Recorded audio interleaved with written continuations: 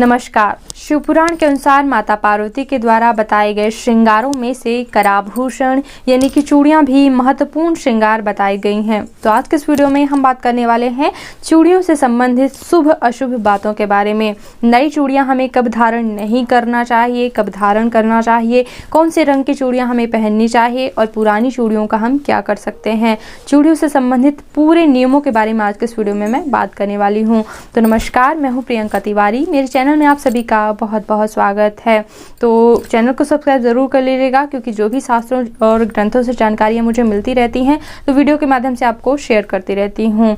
तो चलिए सबसे पहले प्रमाण के बारे में बात कर लेते हैं कि हमारे चूड़ियों से संबंधित जानकारी का आधार क्या है।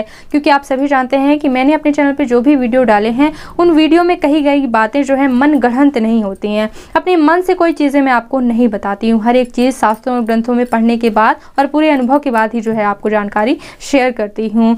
तो सबसे पहले मैं आपको ये बताना चाहती हूँ कि महिलाओं के श्रृंगार से संबंधित नियमों का कोई अलग से ग्रंथ नहीं लिखा गया है। यहाँ फ्रेंड बड़ी ही आश्चर्यजनक बात है कि अलग से कोई ग्रंथ महिलाओं के श्रृंगार से संबंधित नहीं बनाया गया है। हाँ, कुछ पुराण ऐसे हैं, कुछ ग्रंथ जो हैं ऐसे हैं जिनमें कुछ चीज़ें बताई गई हैं श्रृंगार से संबंधित, लेकिन वहाँ पर बहुत ही कम व्याख्याएं की गई हैं, बहुत ही कम लाइनों में, यानी कि एक आध दो लाइनों में बड़ी ही मुश्किल से, जैसे कि रामायण में, महाभारत या फिर शिव पुराण में बहुत ही कम लाइनों में जो है श्रृंगार से संबंधित चीज़ें बताई गई हैं, लेकिन विस्तृत रूप से कहीं भी व्याख्या नहीं मिलती है। अभी तक मुझे नहीं मिली है। अगर आने वाले समय में मुझे मिलती है तो मैं आपको ज़रूर उपलब्ध कराऊंगी, बताऊंगी ये चीज़ें, लेकिन अभी तक मुझे नहीं मिला है। चलिए अब बात करते हैं कि जब ग्रंथों और पुराणों में श्रृंगार से जुड़े नियम नहीं बताए गए हैं तो हमारे वीडियो का आधार क्या है। हमारे वीडियो का आधार ये है कि जब भी किसी का देहांत हो जाता है तो देहांत हो जाने पर जो महिलाओं द्वारा श्रृंगार से संबंधित अशुभ कृत्य किए जाते हैं, यानी महिलाओं द्वारा जो है श्रृंगार से जुड़े अशुभ काम किए जाते हैं, उन कार्यों को जो है शुभ दिनों में नहीं किया जाता या फिर सामान्य समय में उन कृत्यों को नहीं दोहराया जाता है।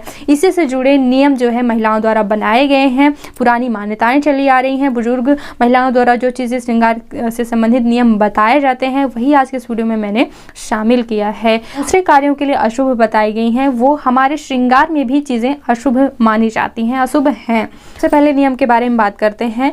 तो हमें कभी भी चूड़ियाँ जो है दक्षिण दिशा की ओर मुख करके नहीं करना चाहिए। जैसा कि मैंने बताया अभी कि दक्षिण दिशा की ओर मुख करके कोई भी श्रृंगार नहीं किया जाता है, तो चूड़ियाँ भी श्रृंगार में ही आती हैं। तो हमें दक्षिण दिशा की ओर मुख करके कभी भी श्रृंगार नहीं करना चाहिए। और इसके अलावा जो है हमें कभी भी घर की दहलीज पे बैठ के चूड़ियाँ या फिर घर की दहलीज पे खड़े होकर चूड़ियाँ नहीं पहननी चाहिए। घर की दहलीज होती है कमरे के ना अंदर और ना बाहर, तो कोई भी दहलीज हो यानी दरवाजे के पास आप खड़े होकर जो है चूड़ियाँ नहीं पहने। इसके अलावा दिन डूबते समय यानी सूर्यास्त के समय हमें चूड़ियाँ नहीं पहननी चाहिए। इसके अलावा एक और ख़ास नियम ये है कि जब भी हम मासिक धर्म में होते हैं तभी नई चूड़ियाँ धारण नहीं की जाती हैं। पहले के ज़माने में ये स्त्रियाँ ये चीज़ें बहुत ज़्यादा मानती थी। मासिक धर्म में श्रृंगार से जुड़ा कोई नया चीज़ धारण तो अवश्य ही नहीं करना चाहिए। अगर आपके पास कोई पुरानी चूड़ियाँ, ऐसा समय आ जाता है कभी कभी कि मासिक धर्म में है लेकिन अभी कहीं जाना है, कहीं कुछ है, तो ऐसे समय में अगर आप की पुरानी चूड़ियाँ रखी हो तो आप पुरानी चूड़ियाँ पहन सकते हैं, लेकिन कोशिश यही करें कि मासिक धर्म में जब भी आप हों, यानी कि पीरियड में जब भी आप हों, तो नई चूड़ियाँ धारण नहीं करें। इसके अलावा एक और महत्वपूर्ण नियम ये है कि बाल खोलकर हमें चूड़ियाँ धारण नहीं करनी चाहिए। ऐसा ये थोड़ा सा अशुभ कृत्य है जो अशुभ दिनों में जो है किया जाता है, इसलिए इस काम को नहीं करें कि आपके बाल छुड़े हुए हों तब आप जो है चूड़ियाँ पहन रहे हैं। थोड़ा सा बालों को अच्छी तरह से बांध लें, उसके बाद जो है आप चूड़ियाँ धारण करें। इसके अलावा मंगलवार के दिन जो है हमें नई चूड़ियाँ नहीं पहननी चाहिए, ना ही खरीदनी चाहिए। मंगलवार खरवार माना जाता है, तो मंगलवार से संबंधित और भी कई नियम शास्त्रों में बताए जाते हैं कि ये खरवार है तो इस दिन ये चीज़ें नहीं करनी चाहिए। तो यहाँ पे श्रृंगार पर भी ये नियम लागू होता है। खरवार होता है इसलिए जो है इस दिन हमें चूड़ियाँ नहीं पहननी चाहिए, ना ही आप नई खरीद के लाएं। इसके अलावा हमें पितर पक्ष में यानी कि श्राद्ध का जो टाइम होता है, 15 दिन के श्राद्ध के जो समय होते हैं, उन श्राद्ध के दिनों में भी जो है नई चूड़ियाँ नहीं पहनी जाती हैं। वैसे श्राद्ध के दिनों के और भी कई सारे नियम है कि बहुत सारी चीज़ें नई नहीं खरीदी जाती हैं, तो उसी के हिसाब से जो है चूड़ियाँ भी नई नहीं पहनी जाती। पहले के ज़माने की औरतें जो है ध्यान रखती थी कि अब शादी के टाइम आने वाले हैं, तो पहले ही जो है नई चूड़ियाँ धारण कर लेती थी काफ़ी सारी, ताकि जो है 15 दिन उनका समय निकल जाए और 15 दिन के बाद आप चीज़ें कर सकते हैं। और अगर बहुत ही ज़्यादा ज़रूरी है तो आपकी पुरानी चूड़ियाँ हो तो आप अदल बदल सकते हैं, लेकिन नई चूड़ियाँ कोशिश करें कि नहीं पहने। और इसके अलावा चलिए अब बात कर लेते हैं कि किस प्रकार की चूड़ियाँ हमें नहीं पहननी चाहिए। तो हमें जो है प्लास्टिक की और लोहे की चूड़ियाँ जो है नहीं पहननी चाहिए। आप सभी जानते हैं कि आजकल फैशन चला है, यानी कि लोहे के और प्लास्टिक के कंगन आते हैं।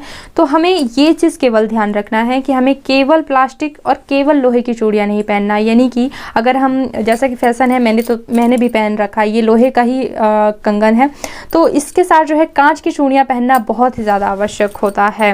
तो इस चीज़ को आप ध्यान रखें कि जब भी आप चूड़ियाँ पहने तो पूरी आपकी चूड़ियाँ प्लास्टिक की नहीं होनी चाहिए, क्योंकि ये फैशन भी है कि नए नए जब शादी होता है तो एक चूड़ा चला है, वो उस चूड़े की, यानी कि लाल और सफ़ेद चूड़ियों का कॉम्बिनेशन होता है, वो चूड़ा उसको कहते हैं शायद। हमारे क्षेत्र में नहीं चलता है, किसी और क्षेत्र में चलता है। तो वो चूड़ा जो है पूरा प्लास्टिक का होता है। तो नए नए फैशन में जो है महिलाएं धारण करती हैं, लेकिन ध्यान रखें आप, नई नई शादी हुई है और आप प्लास्टिक की पूरी चूड़ियाँ जो है अपने हाथों में धारण आपको नहीं करना चाहिए। कम से कम एक चूड़ी तो आपको कांच की धारण अवश्य करना चाहिए। इसके अलावा चलिए अब बात करते हैं कि चूड़ियाँ पहनते समय हमें कौन सी सावधानियाँ रखनी चाहिए। तो सबसे पहली और महत्वपूर्ण बात यह है कि जब भी आप नई चूड़ी धारण करें तो चूड़ी पहनते समय आपको अपना हाथ पूरा खाली एकदम से नहीं करना चाहिए। जी हाँ फ्रेंड, जैसे कि जब भी आपने पुरानी चूड़ियाँ उतारी तो आपके हाथ में एक पुरानी चूड़ी अवश्य ही होनी चाहिए। आपको पूरी चूड़ियाँ एक साथ ही नहीं उतारनी चाहिए, हाथ एकदम से खाली नहीं किया जाता है। ये इसलिए भी होता है कि हमें समय का पता नहीं है कि मंगलवार है, यानी कि खरवार है, या फिर राहु काल चल रहा है, या फिर ग्रह नक्षत्रों की स्थिति कैसी है, कैसा टाइम है। तो इसलिए जो है हाथ खाली नहीं करने को बोला जाता है। तो पूरा हाथ खाली एकदम से नहीं करें, एक चूड़ी आपके हाथ में पुरानी होनी चाहिए। ये भी महत्वपूर्ण नियम है, इस नियम को भी ज़रूर मानना चाहिए आपको, क्योंकि आपको समय की स्थिति नहीं पता होती है। इसके अलावा एक और प्रश्न पूछा जाता है कि हमें कौन से हाथ में पहले चूड़ियाँ पहननी चाहिए। तो इसका कोई खास विशेष नियम नहीं है। हाथ, जैसा कि हम सभी शुभ काम सीधे हाथ से शुरू करते हैं, तो हम सीधे हाथ से जो है चूड़ियाँ पहन सकते हैं। और एक मतलब इससे मानता ये भी जुड़ी है कि आप जानते हैं कि सीधा हाथ जो है थोड़ा सा टफ हो जाता है काम करते करते, यानी कि कड़ा हो जाता है। तो जब हम सीधे हाथ में जो है चूड़ियाँ पहन लेंगे, कई बार जो है चूड़ियाँ पहनते समय टूट भी जाती हैं, तो कम होती हैं, ज़्यादा होती है, तो इसका हमें अंदाज़ा भी लग जाता है। तो ये फैक्ट भी है। और सीधे हाथ में चूड़ियाँ कई लोग ये भी मानते हैं कि ज़्यादा हमें पहननी चाहिए। तो हम सभी जानते हैं कि हम सीधे हाथ से ही काम करते हैं और काम करते समय जो है चूड़ियाँ ज़्यादा टूटने लगती हैं, टूट जाती हैं। तो यानी कि गिनती सही रहे, क्योंकि इसकी चूड़ियाँ एकदम से कम ना हो जाए, इसलिए इसमें जो है सीधे हाथ में थोड़ा सा ज़्यादा चूड़ियाँ पहनी जाती थी पहले के ज़माने में, और अब भी आप पहन सकते हैं अगर आप चूड़ियाँ ज़्यादा पहनना पसंद करते हैं तो। और इसके अलावा चलिए अब बात कर लेते हैं कि कौन से रंग की चूड़ियाँ हमें नहीं पहननी चाहिए। तो हमें जो है सफ़ेद रंग की चूड़ियाँ नहीं पहननी चाहिए। जहाँ फ्रेंड्स सफ़ेद रंग की चूड़ियाँ धारण नहीं करें। अगर आप सफ़ेद रंग की पहनते हैं तो उसका कॉम्बिनेशन जो है कुछ बना लें आप, यानी कि सफ़ेद के साथ लाल पीली, ऐसा भी आप कॉम्बिनेशन बना लें। पूरी सफ़ेद चूड़ियाँ ना पहने, कोशिश यही करें कि ना ही पहनी जाएँ, और अगर पहननी पड़े तो कॉम्बिनेशन बना के, यानी कि लाल पीली नीली जो भी आपको पसंद हो। इसके अलावा कई लोग ये मानते हैं कि काली चूड़ियाँ भी नहीं पहननी चाहिए। तो मैं आपको यहाँ पर बता देती हूँ कि हमारे क्षेत्र में, जैसे कि मैं मध्य प्रदेश में रहती हूँ, ऐसी कोई मान्यता नहीं है। और हमारे यहाँ तो ये है कि हमारे यहाँ विशेष रूप से काली चूड़ियाँ शादी के समय पहनाई जाती हैं, उन्हें करुआ चूड़ियाँ बोली जाती हैं। और ऐसा हमारे यहाँ माना भी जाता है कि जिसकी करुआ चूड़ियाँ ज़्यादा समय तक चलती हैं जो है, तो उनके सौभाग्य में वृद्धि होती है। तो ऐसा बोला जाता है कि ज़्यादा टाइम तक जो है आप करुआ चूड़ियाँ संभाल के रखें, एक आप हमेशा ज़्यादा समय तक पहनते रहें। तो हम यहाँ पे आपको बता देना चाहते हैं कि काली चूड़ियाँ हमारे यहाँ शादी में ही पहनी जाती हैं। तो ऐसा कुछ नहीं है कि काली चूड़ियाँ जो है नहीं पहनी जाती हैं। हाँ, थोड़ा सा अगर आपको ऐसा लगता है तो आप भी काली चूड़ियों को भी कॉम्बिनेशन बना के पहने, लेकिन काली चूड़ियाँ पहनना वर्जित तो नहीं है हमारे यहाँ। तो आपके यहाँ जैसा होता हो आप वैसा कर सकते हैं, क्योंकि अपने यहाँ के रीति रिवाज होते हैं। और इसके अलावा एक और नियम ये है कि हमें दोनों हाथों में जो है केवल चांदी की चूड़ियाँ नहीं पहननी चाहिए, क्योंकि केवल खाली चांदी की चूड़ियाँ जो है अशुभ समय में पहनी जाती हैं। तो हाथ में केवल चांदी की चूड़ियाँ ना हो, अगर आप पहनना चाहते हैं तो जो है कांच की भी चूड़ियाँ अवश्य होनी चाहिए चांदी की चूड़ी के साथ, ठीक है। और अगर बात की जाए कि कौन से रंग की चूड़ियाँ या फिर किस प्रकार की चूड़ियाँ पहनना बहुत अशुभ होता है, तो मैं यहाँ पर बता दूं कि कांच की चूड़ियाँ सबसे पहले तो पहननी चाहिए। दूसरी, लाख की चूड़ियाँ बहुत ही अच्छी मानी जाती हैं, बहुत ही शुभ मानी जाती हैं, तो आपको लाख की चूड़ियाँ अवश्य ही पहननी चाहिए। लाख की चूड़ियाँ पहनने के बाद अगर जैसे कि वेस्टेज हो जाती हैं तो आप वापस से भी दे के और दूसरी चूड़ियाँ उसी लाख से बनवा सकते हैं। अगर लाख शुद्ध हुआ तो लाख की चूड़ियाँ आप अवश्य पहने, बहुत ही शुभ होता है। और रंग की बात करें तो जैसा कि लाल, पीला और हरा सावन में पहना जाता है हरी चूड़ियाँ, तो ये सौभाग्य के रंग है। वैसे आप कोई सा भी रंग पहन सकते हैं, जैसे कि मैंने बताया कि जो है सफ़ेद रंग थोड़ा सा आप इग्नोर करें। और एक और अशुभ काम की जानकारी जो है आपको देना चाहती हूँ। होता क्या है कि महिलाएं जो है कई बार जब गुस्सा हो जाती हैं तो गुस्सा होने पर वो जो है इस प्रकार से ऐसे ऐसे चूड़ियाँ फोड़ने लगती हैं, तो ये बहुत ही अशुभ कृत्य है। इस आदत को बिल्कुल भी छोड़ दीजिएगा। गुस्से वगैरह में किसी भी टाइम में जो है चूड़ियाँ नहीं फोड़नी चाहिए।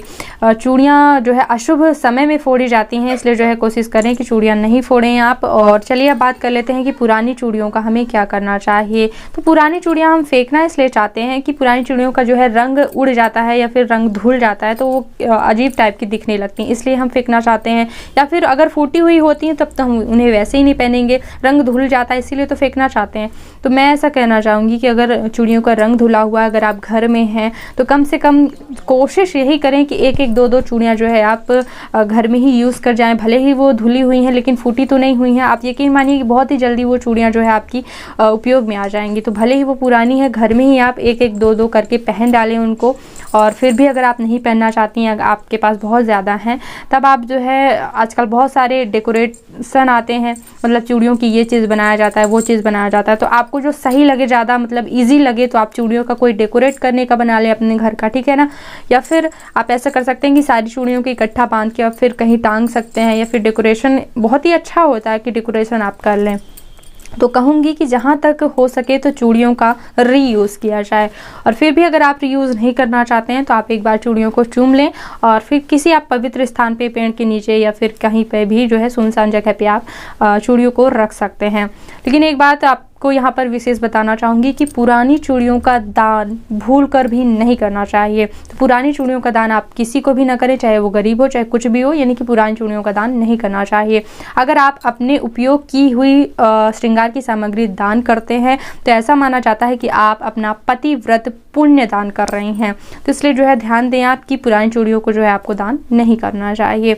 आपको अगर दान करना है तो नई चूड़ियों को दान करना चाहिए। नई चूड़ियाँ दान करना बहुत ही ज़्यादा शुभ माना जाता है, आपके सौभाग्य में वृद्धि कराने वाला माना जाता है। तो आप हमेशा जब भी आपके घर में कोई मेहमान आए, आपकी नंद आती हैं, आपकी जेठानियाँ आती हैं, कोई भी आपके यहाँ रिश्तेदार आती हैं, तो आप उन्हें जो है चूड़ियाँ श्रृंगार में भेंट ज़रूर करें। कई और सामग्री जो है आप उन्हें भेंट कर सकती हैं। आपकी अगर आपकी एज है, आपकी बेटियां हैं, शादीशुदा आपकी बहुएं हैं, तो सभी को जो है श्रृंगार के रूप में चूड़ियां अवश्य ही भेंट करनी चाहिए। ये सौभाग्यवर्धक होता है, यानी कि सौभाग्य को बढ़ाने वाला ये चीज़ होता है, तो दान ज़रूर करना चाहिए। एक और चीज़ है, आपके सौभाग्य में ये चीज़ वृद्धि करेगा कि जब भी आप कोई भी व्रत कर रहते हैं तो हर एक व्रत में जो है गौरी माता को श्रृंगार ज़रूर चढ़ाना चाहिए, चूड़ियाँ वगैरह ज़रूर चढ़ानी चाहिए। श्रृंगार चढ़ाने के बाद आपको सौभाग्य ज़रूर लेना चाहिए। तो एक एक चूड़ियाँ जो है आप प्रसाद के रूप में, सौभाग्य के रूप में ज़रूर धारण किया करें। उन्हें चढ़ाएं सबसे पहले, फिर धारण करें, और इसके बाद जो चूड़ियाँ आपकी होती हैं उन्हें आप ब्राह्मणी को अवश्य दान करने। ऐसा करना भी जो है बहुत ही ज़्यादा शुभ होता है और आपके सौभाग्य में वृद्धि होती है। तो ये चीज़ ज़रूर करें। साथ ही साथ जो भी आपके मम्मी देती हैं, भाभी देती हैं, जो भी आपको चूड़ियाँ दी जाती हैं भेंट में, उन चूड़ियों का भी इस्तेमाल ज़रूर करें, क्योंकि जो भी चूड़ियाँ हमें दान में मिलती हैं, भेंट में मिलती हैं, उनसे भी जो है हमारे स्वभाव में वृद्धि होती है। तो दान की गई चूड़ियों को भी अवश्य पहनना चाहिए और दान करना भी चाहिए। तो ये थे चूड़ियों से संबंधित कुछ नियम। उम्मीद करते हैं कि वीडियो आपके लिए उपयोगी रहा होगा। प्लीज़ मेरे चैनल को सब्सक्राइब जरूर कर लीजिएगा। जो भी ग्रंथों शास्त्रों से जानकारियाँ पढ़ती रहती हूँ और बहुत ही अनुभव के साथ जो है वीडियो शेयर करती हूँ, तो एक बार चैनल पर ज़रूर आएँ। अगर आप पूजा पाठ पर यकीन रखते हैं, पूर्णमासी, प्रदोष, एकादशी, कोई भी वार से संबंधित पूजा, पूरी पूजा विधि करके और वीडियो उपलब्ध कराती हूँ, तो एक बार चैनल पर ज़रूर आएँ। और जैसे कि आप कोई ग्रंथ पढ़ना सीखना चाहते हैं तो वो भी कुछ वीडियो पड़े हुए हैं, तो आप ज़रूर देखें। और चैनल को सब्सक्राइब नहीं किया है तो प्लीज़ इसे सब्सक्राइब करने के साथ साथ बेल आइकन पर प्रेस जरूर कर लें, ताकि आने वाले वीडियोस के नोटिफिकेशन आपके पास पहुंचते रहें। वीडियो देखने के लिए बहुत बहुत धन्यवाद। ओम नमः शिवाय।